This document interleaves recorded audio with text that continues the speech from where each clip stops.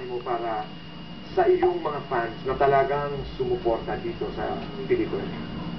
Gusto ko po magpasalamat ng sobra-sobra sa lahat ng efforts ninyo, sa lahat ng pagod ninyo para suportahan ng yung pelikula. At saka gusto ko pasalamat sa mga taong dumadayo talaga mula pa sa malalayong lugar at sa mga umuulit-ulit ng panonood ng pelikula namin. Maraming salamat po. Hindi nyo alam kung gaano kalaking bagay sa amin to na malaman namin na maraming uma-appreciate at maraming nanood ng pelikula namin. Mula po sa lahat ng staff, ng crew, lahat ng cast ng And I Love You So, maraming salamat po.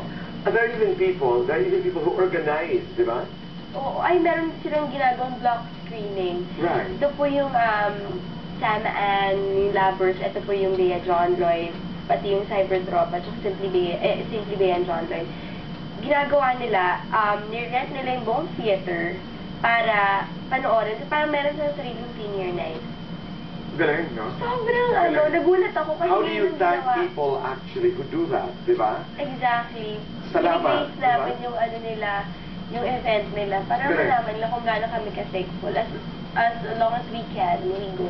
That is not just an expression of support. More than anything else, that is an expression of love. Exactly. Galing, no? Bea,